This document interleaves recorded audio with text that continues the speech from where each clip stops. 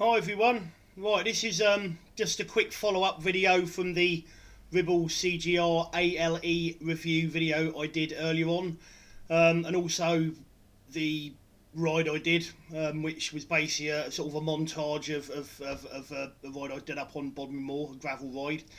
What I'm going to do with this video is just go through some of the data and also, show you the bit where I actually had to get off and push. And yeah, I've been having a little play around recently with the computer, and I've actually found a way to overlay my heart rate data and other data, which is really useful, using Garmin Virb, which is a really great app.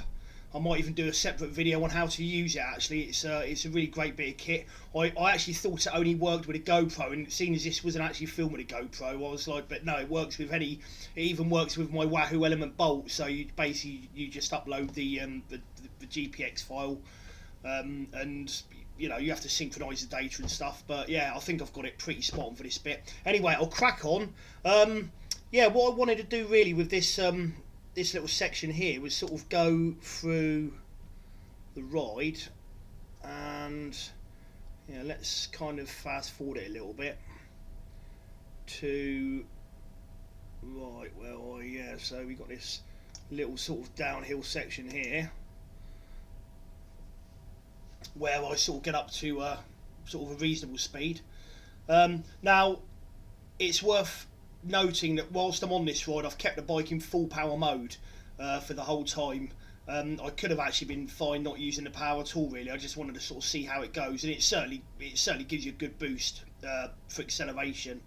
Obviously on a little section like this, which is downhill, it doesn't really matter an awful lot, but as we sort of move on a little bit, here we go, it starts to go up a little bit here, and yeah, this is where the motor really comes into its own, especially if you've got a like a dodgy knee, or you're recovering after an illness or injury. Yeah, having that little bit of power makes all the difference. It really does. I mean, as you can see, my BPM's up to 120 there, which isn't which is just moderate. Yeah, and we sort of go around here a little bit, drop down. That's about right. It gets a little bit lumpy around here.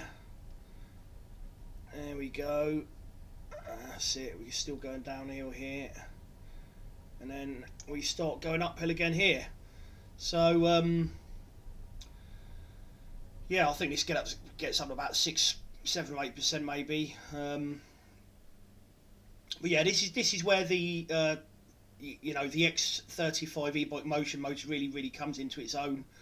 I mean, I've ridden this route plenty of times on a regular bike before, but the difference between my, say, regular bike, my Ridley, which is a sort of DIY home build cyclocross flat bar bike, that has got a 38/28 Shimano SLX crankset, and I'm running a 11/40 10-speed rear cassette with I think it's a SRAM X5 rear derailleur, and that gives me a massive gear range. So if I'm on the 28 on the front and the 40 at the back, I can pretty well much get up about anything. As long as I stay seated. The other thing to bear in mind is when I did this particular route several times in the summer, we had a very dry summer in the UK, and it was a lot easier. So I did have some problems on the Ribble, as you will see. If I go forward a little bit, let's just have a little look. And it was just as I started to get onto the climb up to the top of Caverden Hill, which actually gets up to about 20% in places. It's quite a, I mean, 20% aren't enough on the road, but when you're off road, it's yeah, here we go. Yeah, you can see my heart rate starting to creep up a little bit here. Yeah, I think I'll have to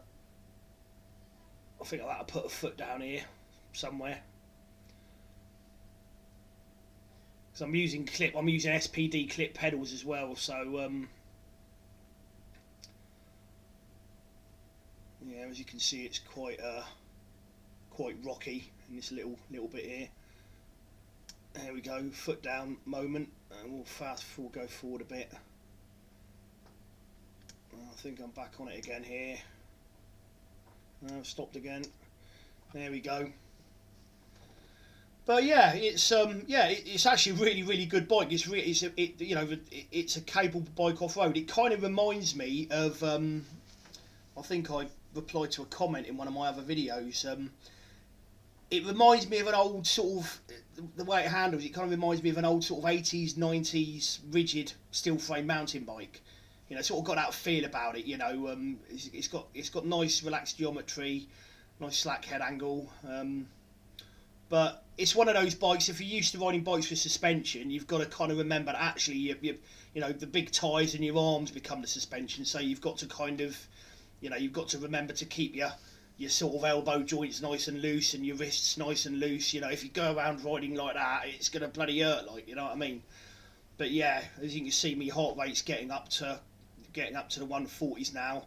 In fact, if I had the audio on this video now, you'd hear me huffing and puffing like over the engine. You know what I mean? I'm like, you know what I mean? It's yeah, so it's a fairly steep old bit of a climb this here. Yeah, so bloody hell, up to 149 BPM. I'm not actually sure what my max heart rate is. I've only started recently using a heart rate monitor. I suspect it might be in the 160s. I mean, I've had it up to 160 plus. There we go. I've given up. And from now on up to the top here, I kind of push the bike. But I think you'll see if I fast forward a little bit more, how steep it actually does get. There we go. This bit here, so it goes 14, 15, 18, 19, 17, 15. I think up here it goes all the way up to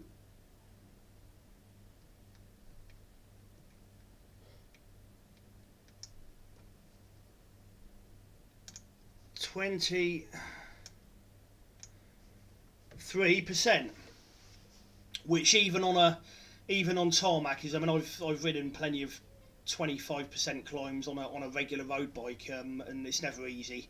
You know, I'm 17.5 stone. It always gets your heart rate going. But yeah, on this particular section, I had to push the Ribble basically because of the gearing. My only criticism of bike, as I mentioned in the previous video, Elemnt 42 at the back with a 42 front chain gives you a 1-to-1 ratio, which really isn't low enough for this kind of riding. I would say you'd want at least a 38 on the front with Elemnt 46 at the back. I was quite surprised to find out actually that Ribble don't currently offer Shimano GRX as an option on the CGR ALE. Having said that, I would imagine if you asked them nicely, they'd probably be able to do it for you. Now with Shimano GRX, particularly the 2x11 setup, runs a 4630 subcompact crankset at the front, and I believe the mech is kind of 34 tooth low. It's a clutched rear derailleur, but it's actually rated at a 34 low, so I would imagine you'd get away with 36 low. So obviously with a 30 on the front and 11 to 36 at the back, that would actually give you enough range, you know, because obviously when the conditions are like they are on that particular day, the minute you get out of the saddle and start putting power through the pedals, the back wheel just goes. So you need to stay seated. You need to keep your weight. Obviously, you need to be sat down so your weight's on the back wheel, so the wheel's not spinning. But yeah, apart from that, it's an absolutely fantastic bike, and I highly recommend it. You know, but obviously, if you're going to be doing this kind of riding on a regular basis, if you're just going out riding, you know, the South Downs Way and places like that, you know, nice long open gravel tracks and forest tracks and stuff, which are fairly flat, no problem at all. But if you're going to be doing this kind of stuff, which is pretty well much all I've got around where I live in Cornwall, you will need considerably lower gearing that's available as standard with the bike.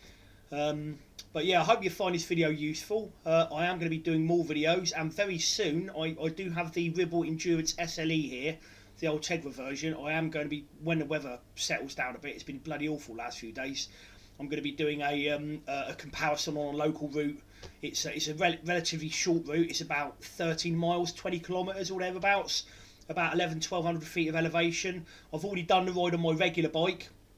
I'm going to do it on the Ribble SLE Endurance, and I'm going to do it on the Vitus Mach-E, which uses the Shimano Steps E6100 motor. So it'll be an interesting comparison, get some data through. I'll do the overlays, and I'll probably do I'll probably do particular Strava segments, and I'll put them side by side so you can see what's going on. Okay, well thanks for watching anyway, and yeah, I'll see you guys again soon. Cheers.